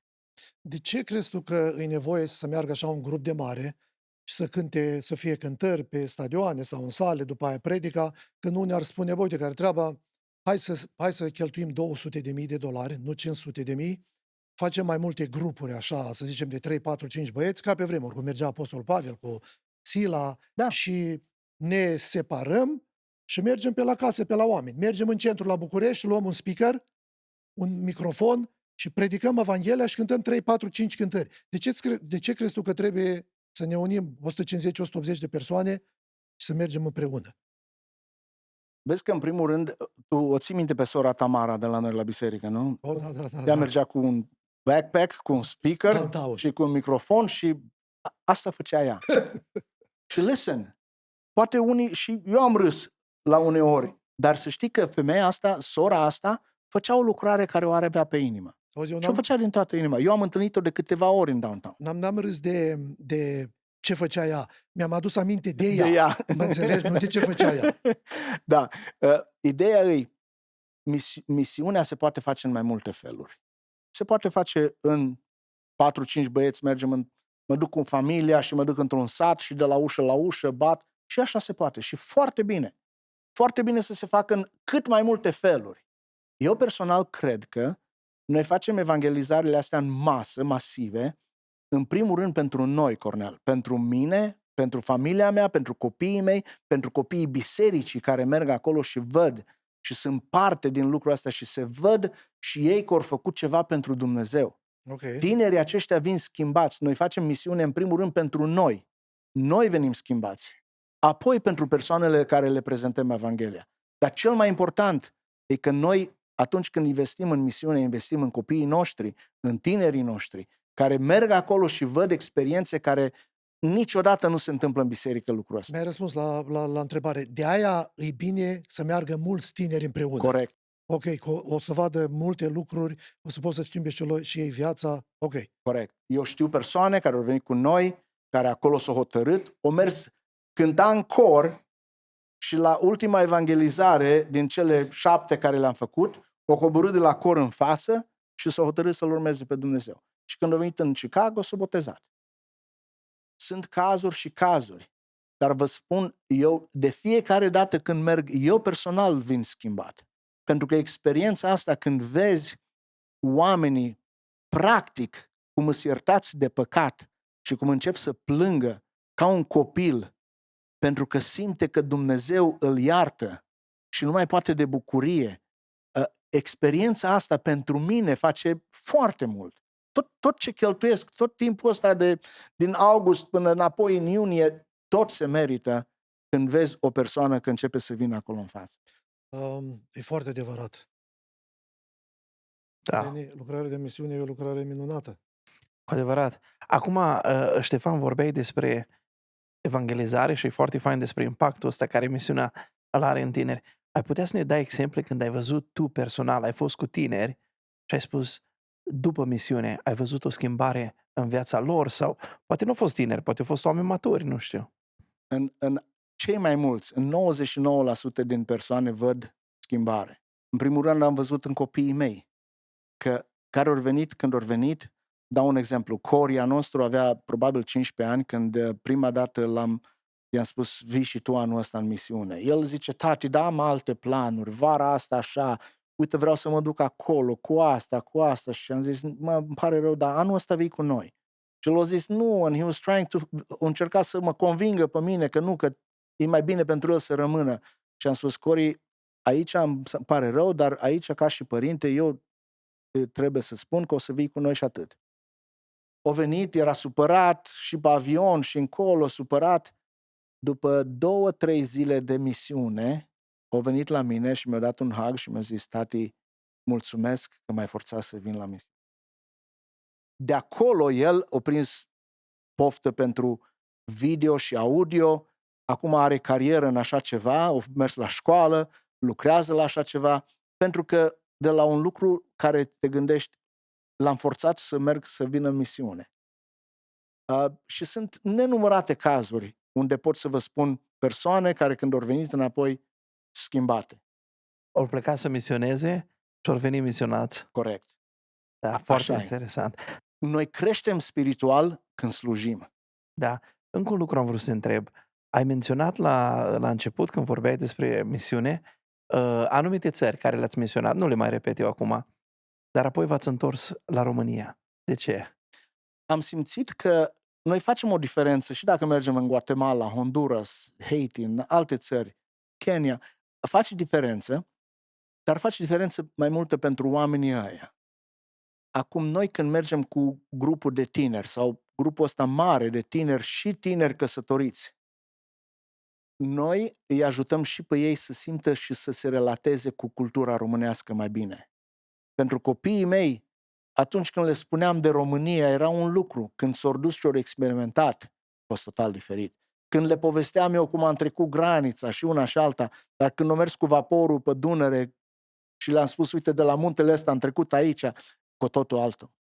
Experiența lor în cultura română îi face să iubească România, să se simtă mai români. Când vin tinerii noștri, vin schimbați și din punctul de vedere cultural. Noi avem impresia că dacă ținem în biserică și noi vorbim numai românește ca să ținem, foarte mică diferență. Când mergi în România 2 săptămâni, aia face câți ani de zile o stat în biserică, mai mult decât câțiva ani de zile, din punct de vedere cultural, nu mă refer spiritual. Bineînțeles, spiritual e foarte important să fim în biserică, să-i creștem și să îi închinăm Domnului de la început. Acum o întrebare, ultimă întrebare, cred că ne apropiem așa încet Nu mai avem timp. de încheiere, suntem la undeva puțin peste o oră. Cum s-au obișnuit tinerii de la mâncare americană, de la fast food american? Nu că ar fi mâncat ei numai fast food, dar cum e obișnuința? Cum se obișnuiesc Acum, în ultimii 2 ani, asta? E mai ușor, pentru că când mergem în orașele mai mari, acolo sunt mall-uri, mergem la mall de obicei la lunch și lăsăm să comande ei ce vor, unul la McDonald's, unul la KFC, la pizza, la tot ce vor. Știi care întrebarea, ai pus bine întrebarea, dar mai potrivit ar fi așa. Cum ai avut tu răbdare și cum diluiești tu cu pretenție la fiecare? Adică, pentru că îți dai seama că nu mâncăm toți la fel. Și acolo e pireu de cartofi, salată de varză cu roșii, coadă la porc, glumesc. Am avut o experiență bună în România. Am avut o experiență că înainte când mergeam și stăteam la familii, la frați, acum mergem, e un pic mai ușor, dar înainte mergeam la familii și ne cazam la familii și împărțeam peste tot, atâtea experiențe aveam, dar una importantă, ne-am dus într-un an și noi vorbeam dinainte cu bisericile locale dacă poate seara să ne facă mâncare. Și ei ne făceau. Și s-au nimerit, cred că în 5 orașe, una după alta, tot ne dădea șnițel. Tinerii noștri când au sunat acasă, zice, mami, nu mai vreau să faci șnițel pentru un an de zile, zice că am mâncat destul șnițel. Experiențele sunt diferite, e mai greu să se obișnuiască, noi trebuie să pregătim mental pentru ce o să fie acolo. Și eu personal încerc foarte mult la orice meeting să vorbesc cu ei, să-i pregătesc, că lucrul ăsta e un lucru de sacrificiu. Nu-i vacanță. Nu mergem în Mexico, mergem în misiune. Și misiunea, tu și pretențiile tale le lăsăm aici. Mama ta și tata tău aici rămâne. Noi când mergem, echipa e prioritate, nu tu. Nu pretențiile tale. Au venit așa la tine și au zis, Ștefan, is there any other option? Yes. I don't like no more the pireu de cartofi. Bun, auzi, eu am fost în România, Ștefan, și sunt mâncăruri foarte bune. Dar înțeleg că una e când mergi 3-5 persoane, alegi unde să mergi, și una e când mergi 180-140, n-ai cum să mergi la... Sau în general, unde mănâncă tinerii? Like I said, dimineața mâncăm breakfast-ul la hotel. La amiază încercăm să mergem la mall-uri sau la locuri unde sunt locuri unde... Sau nu stați 140 într-același loc? Nu. La breakfast, da, să fim, că la breakfast ne trezim, avem o perioadă de 2 ore să mâncăm breakfast-ul și le spun, dacă vreți să nu fie aglomerat, veniți mai devreme. Când deja e aproape de plecare, o să fiți trebuie să vă grăbiți, e aglomerat, nu o să ții mâncare cum vrei. Seara? Seara, de obicei, vorbim cu bisericile locale să facă ceva. Uneori, dacă nu au posibilitatea, comandăm ceva pizza sau comandăm sandwich-uri. Sandwich-uri reci, ai luat un sandwich, ai mâncat și te-ai culcat. O fructă și gata. Te-ai rugat vreodată așa să-i spui, Doamne, te rog frumos, dă-mi răbdare, ca să pot să am răbdare să duc lucrarea asta din cauza la unele pretenții. Hai să și eu sunt pretențios. Mă duc în România, nu pot să mănânc chiar orice. Și n-are cum, nu-i ceva rău. Eu nu vreau să prezint lucrul ăsta rău. Că îți dai seama, tinerii de aici, și nu numai tinerii, și unii mai în vârstă, te duci și nu poți să mănânci chiar orice. Unul are o problemă cu, poate de sănătate. Te-ai rugat și a zis să dăm răbdare ca să pot să... Cum să nu? De fiecare dată. Noi când începem, uite cum e deja de 3 săptămâni, 4 săptămâni am început post și rugăciune în fiecare joi pentru misiune. Și unul din lucruri care cer lui Dumnezeu e răbdare. Pentru că asta e foarte important, mai ales când diluiești cu tinerii. Cu tinerii nu poți să... Nu-i vremea aia când strigi la ei și gata. Nu. Dar eu nu Dacă cred... nu simte dragoste, dacă nu simte și ei respect, nu te respectă. Băi, Ștefan, eu mi-aduc aminte când am fost noi tineri și eram gălăgioși. Acum tinerii, poate, eu nu cred că sunt diferiți. Tot îți gălăgioși. Să zici că vă întâlniți odată așa într-un lobby, la hotel și trebuie să anunți ceva și spui ceva încetul și îți dai seama că nu trebuie să ridici vocea odată așa tare. Ba da, câteodată trebuie și trebuie să facem. Din nou, pentru mine, eu deja nu sună bine, că intenția mea nu se mă laud, dar cunosc tinerii destul de bine. Eu am lucrat în Biserica Betania la departamentul de tineret zeci de ani de zile. I know. Și experiența asta mă ajută să cunosc tinerii destul de repede și destul de bine. Și știu care sunt ăștia mai cu probleme, ăia mai...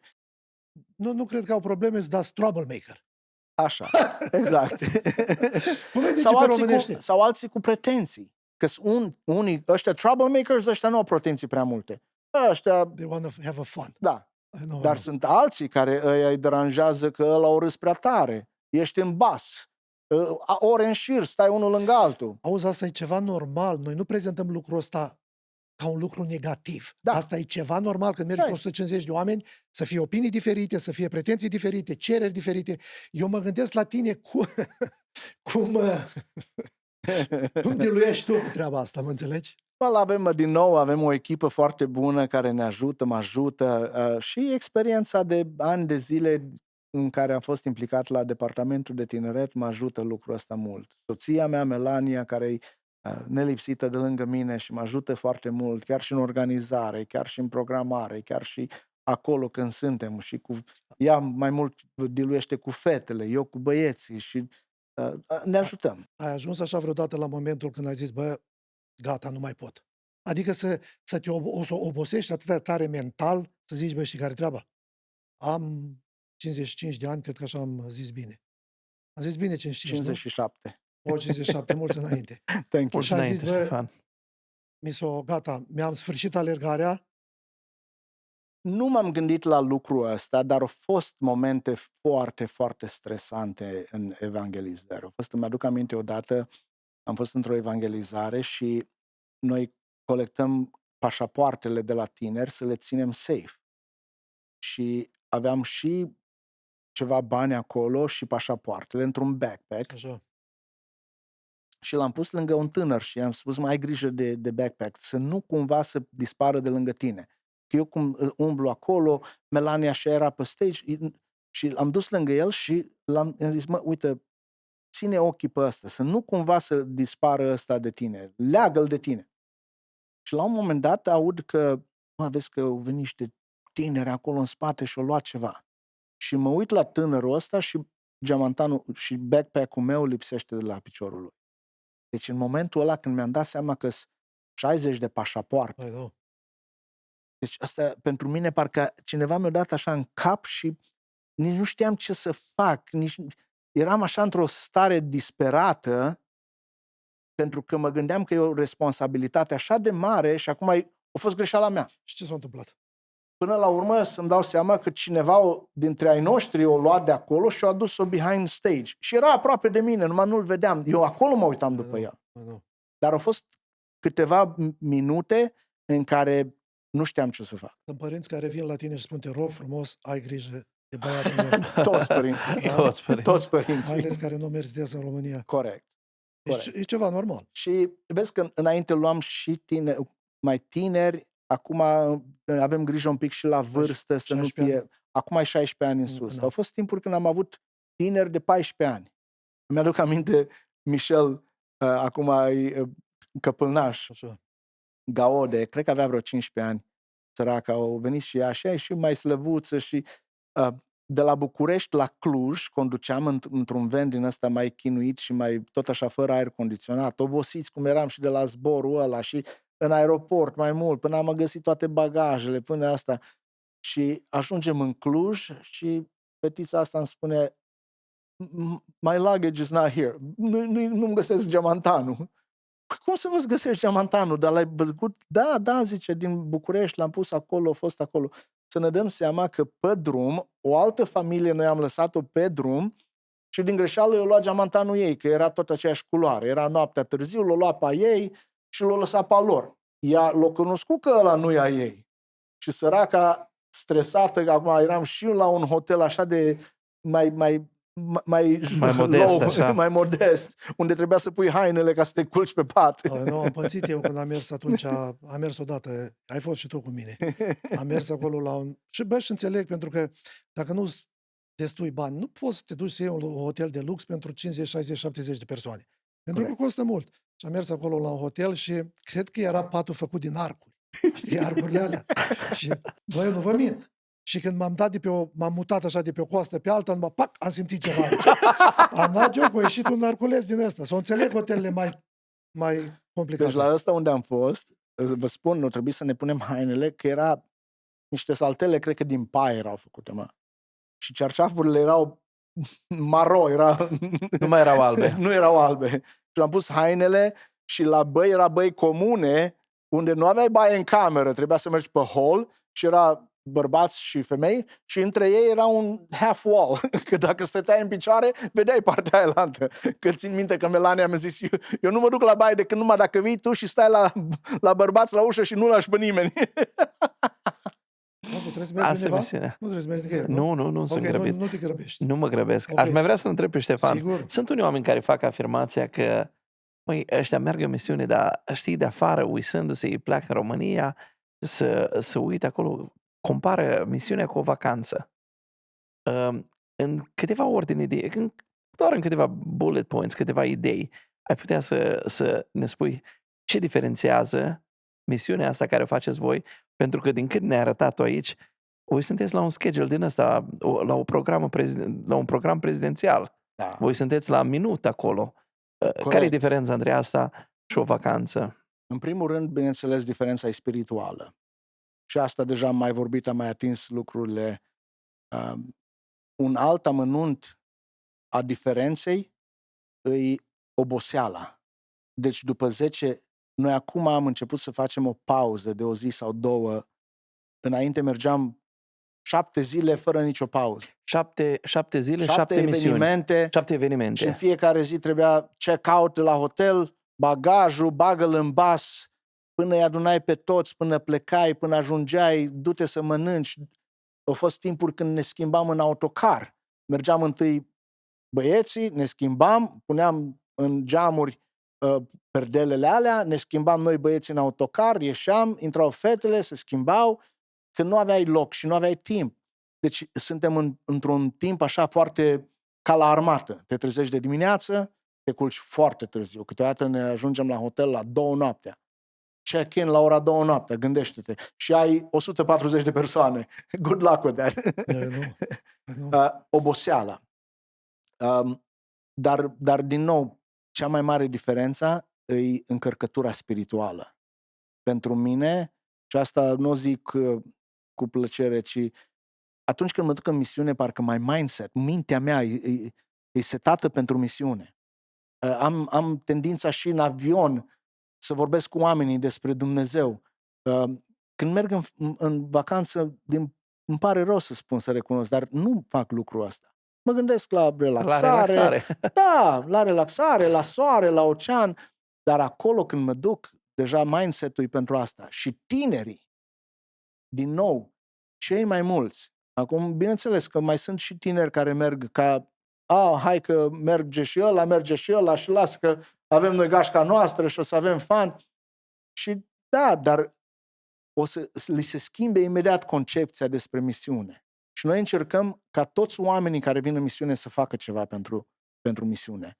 Nu avem nevoie de spectatori, numai să vină și să se uite. Tot de exemplu, dacă cineva spune că e vacanță, l-ai invita odată să meargă cu... Oh, bineînțeles, Da? cu toată dragostea. Să vadă și el cum e o vacanță Cum e vacanța acolo? în România. Auzi, eu cred că e foarte greu, dar e plăcut. E E plăcut. frumos. Da.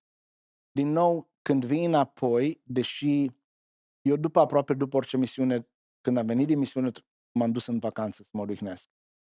Dar încărcătura spirituală e așa de mare încât gândiți-vă doar părtășia aia din autocar. Tineri încep să cânte. Cântat, I know. Ia unul chitara și începe să cânte. Și începe toți tinerii. Și deodată și avem program spiritual unde ne rugăm. Dacă e prea de dimineață și plecăm, după ce plecăm, avem timp de rugăciune. Unde dăm îndemnuri, cântăm, ne rugăm împreună în autocar. Părtășia aia valorează mai mult decât ani de zile de părtășie între ei. Pentru că 10 zile, de dimineață până seara, suntem împreună. Ne cunoaștem diferit, ne apropiem. Pur și simplu, ai frați care ani de zile merg în aceeași biserică și când mergi în misiune zici, bă, dar ce de treabă e băiatul ăsta, mă? Nu. Nu l-am... Păi nu, pace, bine, suntem proaste. Asta e problema la o biserică mare, că nu te cunoști prea aproape cu toți. Dar când mergi în misiune, părtășia asta se schimbă total. Îți dai seama, Ștefan, dormiți la același hotel, sau dacă mergem și noi vreodată dormim, vă treziți în același timp, mâncați același breakfast, Da. cu excepția la unele lucruri mărunte. Intrați în bas în același timp. Timpul care merge basul până la stadion sau ale același, totul se face împreună. Exact același lucru. Mâncarea la fel, dacă ați zis că nu dați voie la alții să-și ia diferită mâncare, că nu este. Aia mă gândesc eu că e un lucru care te leagă așa și te face așa să... Foarte mult.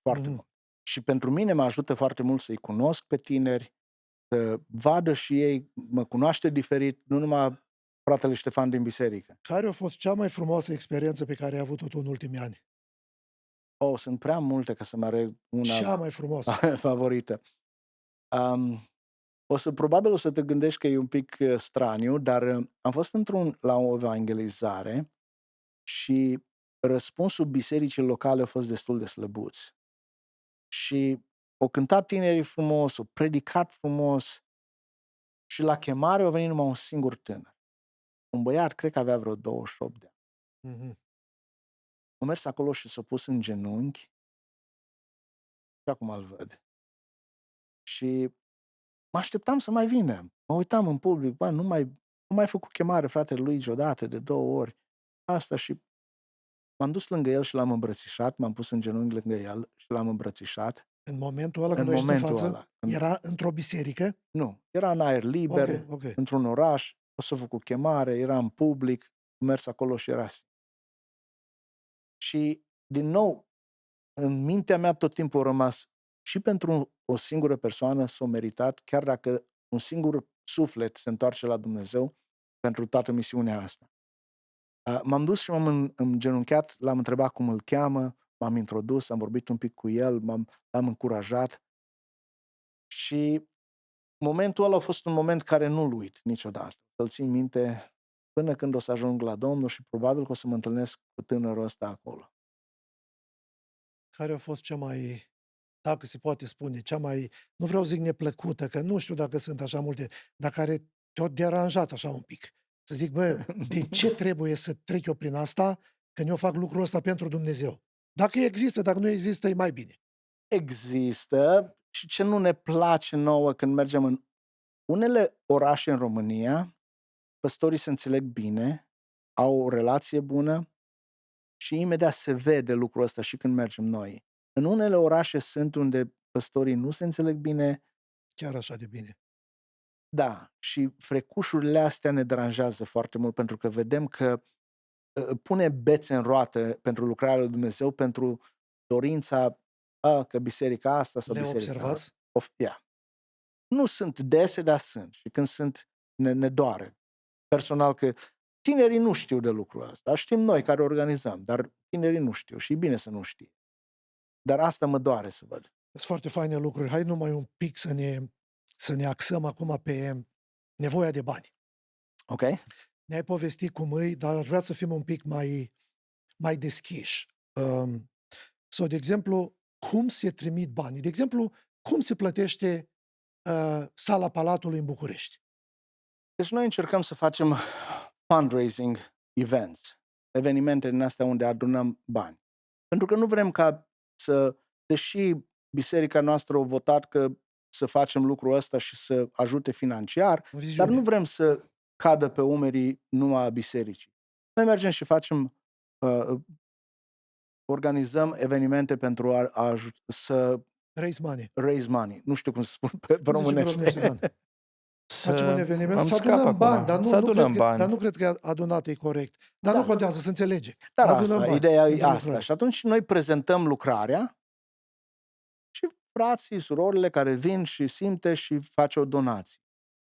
Bineînțeles că cu cât crește mai mare grupul, cu atât nevoile sunt mai mari, pentru că mergem în locuri care acum iară sunt mai scumpe decât anul trecut. Anul trecut decât celălalt an.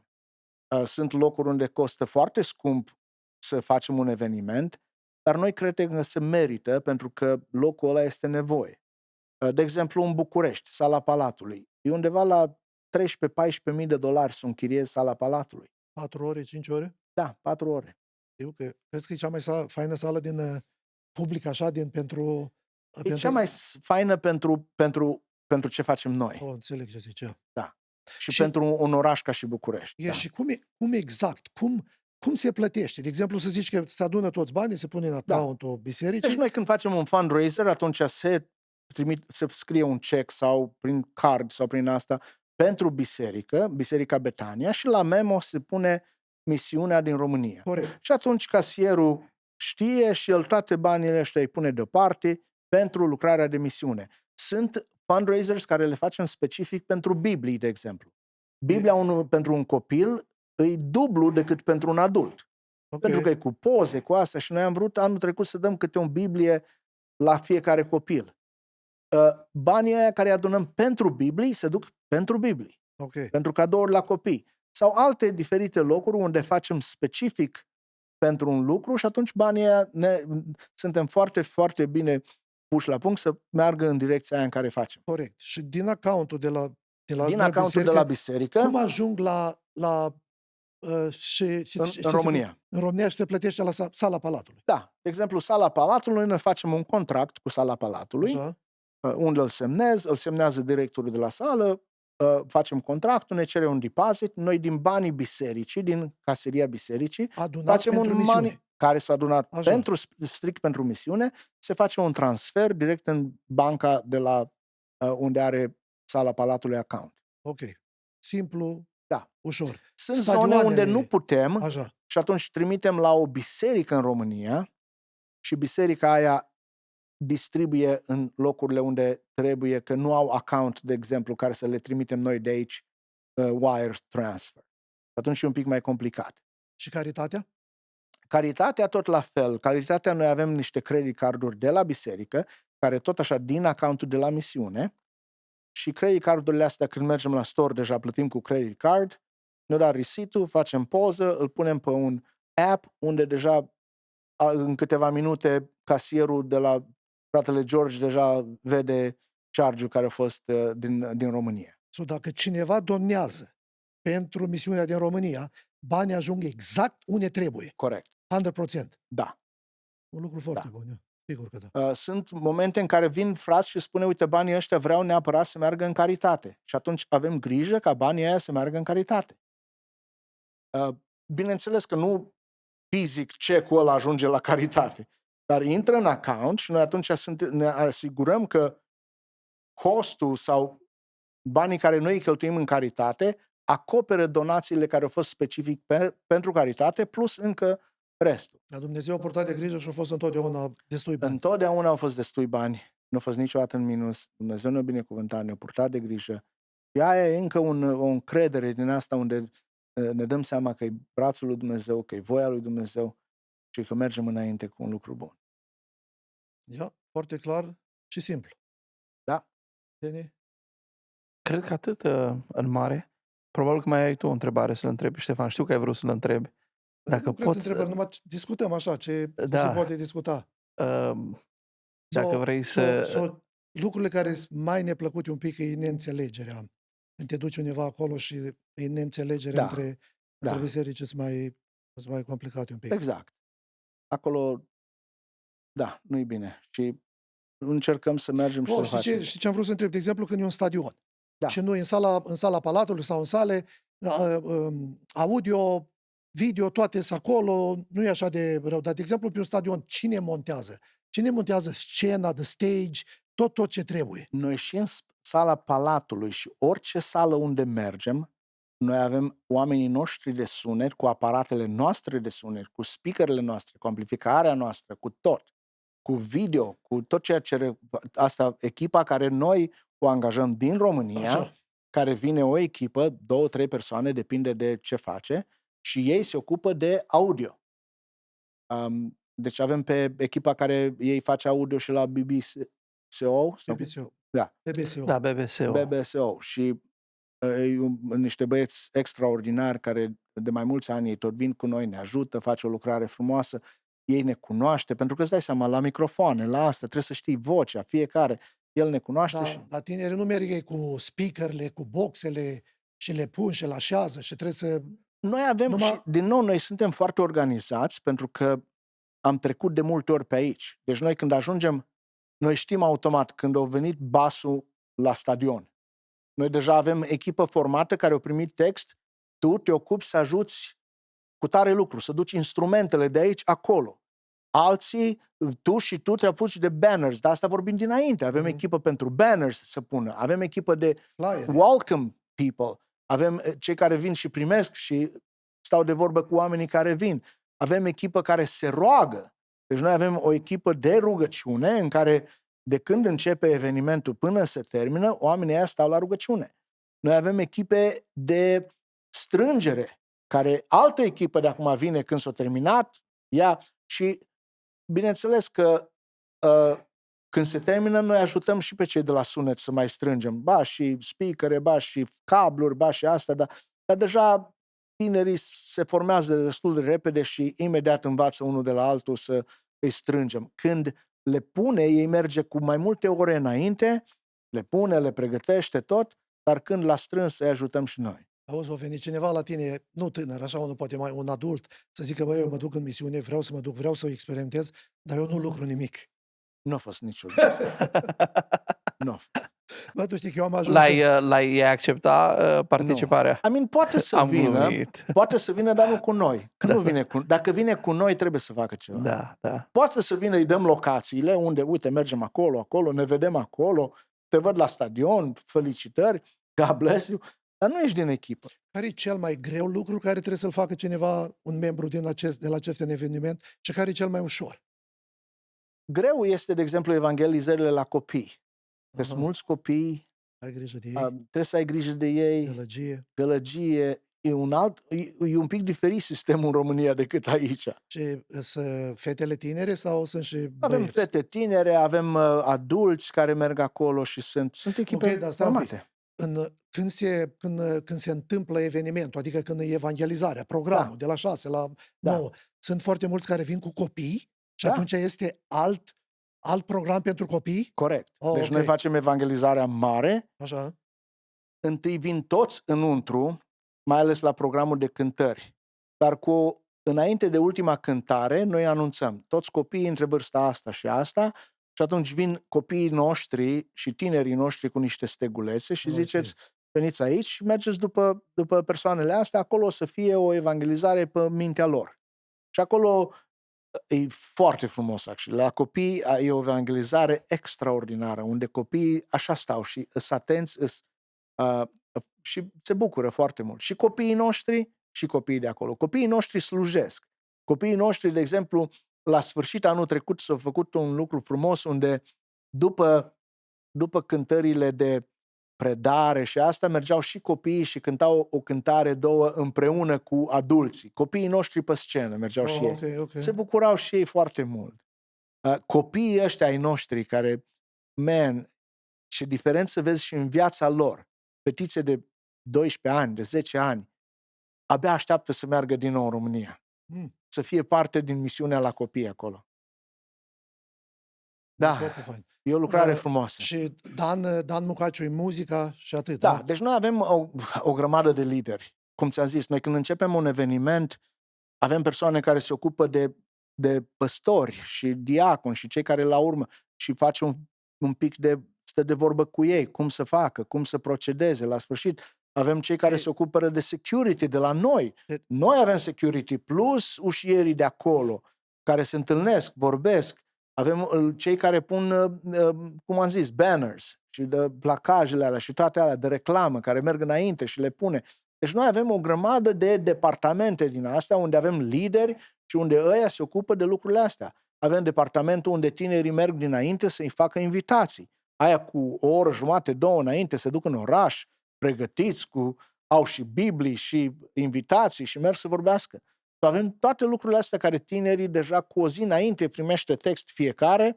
Vezi că tu la ora asta trebuie să fii aici, ești în departamentul cu tare, liderul e acolo.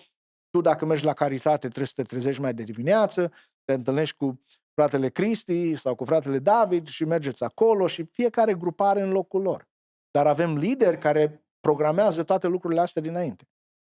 Auzi, o să te întreb o întrebare, îi zic ăștia hypothetical question.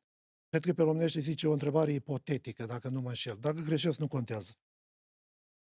Nu trebuie să răspunzi neapărat, că e un pic mai complicat.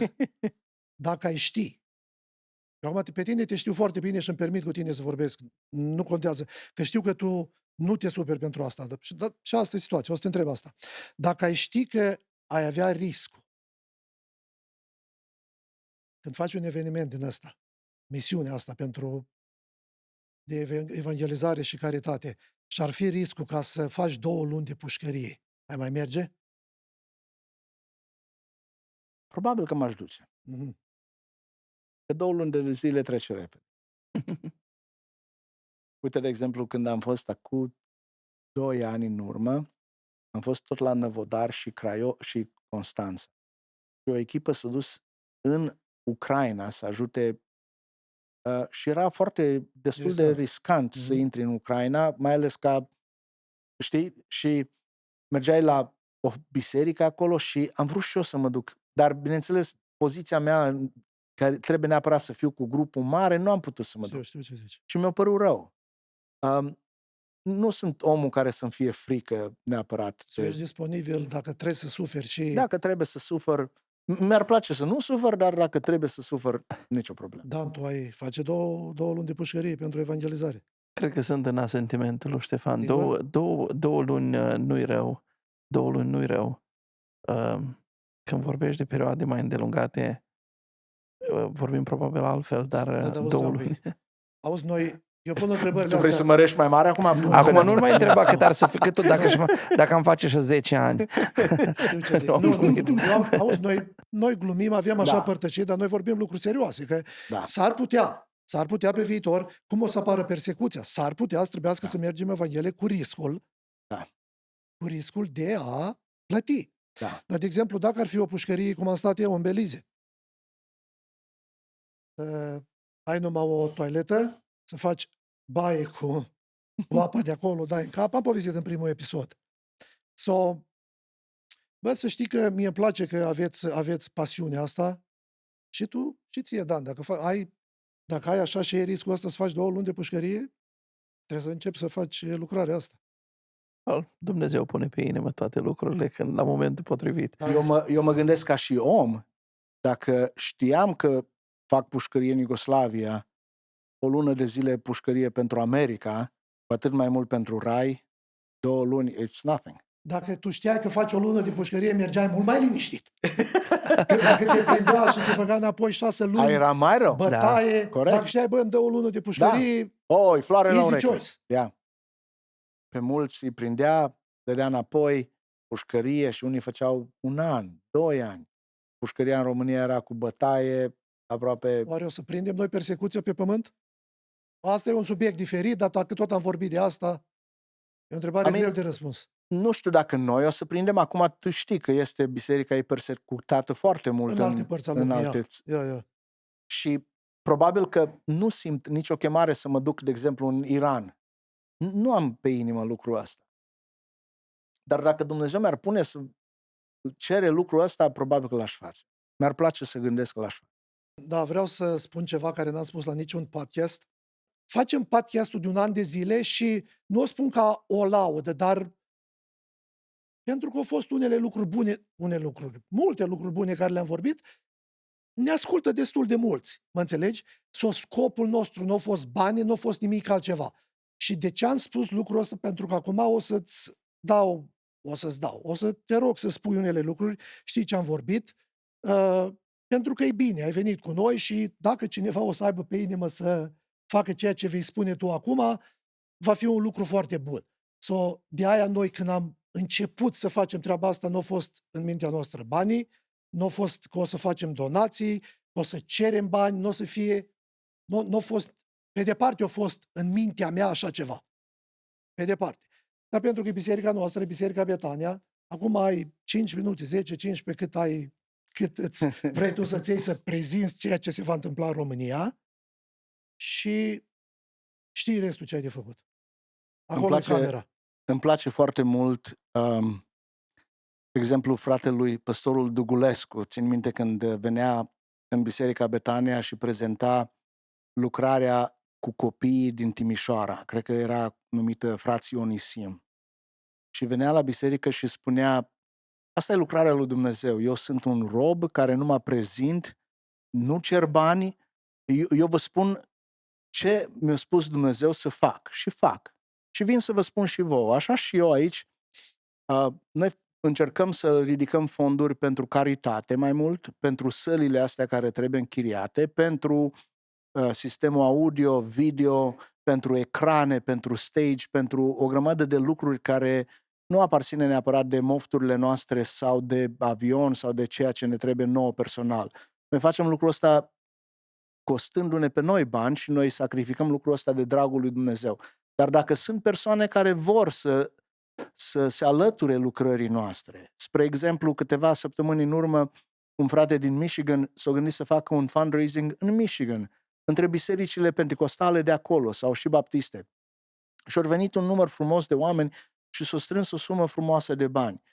Săptămâna viitoare o să mergem în Sacramento, fratele Luigi, fratele Dan Mucaciu, și facem și acolo un fundraising. Dacă sunt persoane care ascultă la podcast și ar vrea să vină parteneri cu noi în lucrarea aceasta. Lucrarea lui Dumnezeu merge înainte, că mă implic eu, că nu mă implic. Că te implici dumneata, că nu, merge înainte. Dar dacă vrei și simți că Dumnezeu îți vorbește că vrei să fii alături de noi în lucrarea asta, poți să mergi pe website-ul bisericii, bisericabetania.com, și este locul de donații. Specificați, bineînțeles, la donații, la memo, că este pentru lucrarea de misiune din România. Și atunci banii aceia o să fie asigurați să fie folosiți în lucrarea de misiune din România. Vă mulțumim. De asemenea, dacă sunteți persoane care auziți poate și vă interesează să fiți parte dintr-o evangelizare, să veniți să ascultați evangelizarea și corul de tineri. Din nou, dățile sunt între iunie 27 în Năvodari, 28 București, Ploiești o să fim în 29, în 1 iulie o să fim în Brașov, în 2 în Râmnicu Vâlcea, Piatra Neamț o să fim în 4 de Ziua Americii, în Iași o să fim în 5 și în Galați în 6 iulie, unde o să încheiem. Dacă sunteți aproape de locurile acestea, ar place să ne cunoaștem, să ne întâlnim și să facem o lucrare bună pentru Dumnezeu. Ștefan, God bless you. Îți apreciem că ai spenduit aici. Ai petrecut cu Ai noi. petrecut cu noi o oră și 40 de minute sau cât e. Mi-a plăcut mult discuția care am avut-o. Cred că a fost destul de clar. Acum că câteodată noi nu avem multe cuvinte de legătură sau fiind plecați de atât de mult timp din țară, pe românește vorbim așa cum vorbim, dar eu cred că suntem înțeleși. Și pe mine mă bucură mult treaba asta. Dar apreciem că ai petrecut timpul ăsta cu noi. God bless you. Un lucru care vreau să îl menționez și l-am uitat în parcursul podcastului, e că toți banii care se cheltuie în misiuni, nu este nicio singură persoană care poate să facă o decizie de cheltuire a banilor. nici fratele Luigi, nici eu, nimeni nu poate să facă o hotărâre să dăm $50 la o persoană. Numai așa. Deci toată asta se face hotărâri într-un grup unde ne gândim cum să facem și toate astea aducem procese verbale sau chitanțe care le dăm și le prezentăm comitetului bisericii și suntem foarte transparenți pentru că știm că atunci când e vorba de bani e cel mai bine când ești cel mai transparent pentru că nu avem nimic de ascuns. Noi facem lucrarea asta 100% pentru Dumnezeu, nu pentru beneficii personale. Pentru mine mult mai ușor mi-ar fi să mă duc într-o vacanță decât aici, dar o fac cu toată plăcerea pentru că știu că e pentru împărăția lui Dumnezeu. Dacă ascultați lucrul acesta și vedeți, aveți încredere că banii o să fie folosiți pentru lucrarea aceasta, pentru că Dumnezeu ne cere să fim transparenți și sinceri. Da. Ștefan, vreau să-ți mulțumesc și eu. Personal, eu am un cuvânt de apreciere pentru ceea ce faceți. Mă bucur foarte mult. Mă bucur în mod special pentru că ați ales România. Misiunea în România nu s-a terminat și când ai spus lucrul ăla, parcă m-am bucurat înăuntru meu. Dumnezeu iubește România și România în care are nevoie de Dumnezeu. Dumnezeu să binecuvinteze România și știu că o va face într-o oare parte prin voi. Vă doresc mult zel și să aveți multă trecere înaintea lui Dumnezeu și înaintea oamenilor în călătoria aceasta. Amin. Ștefan, n-am făcut la niciun podcast, de data asta trebuie să dau cu mâna cu tine. God bless you, Ștefan, și keep the good work.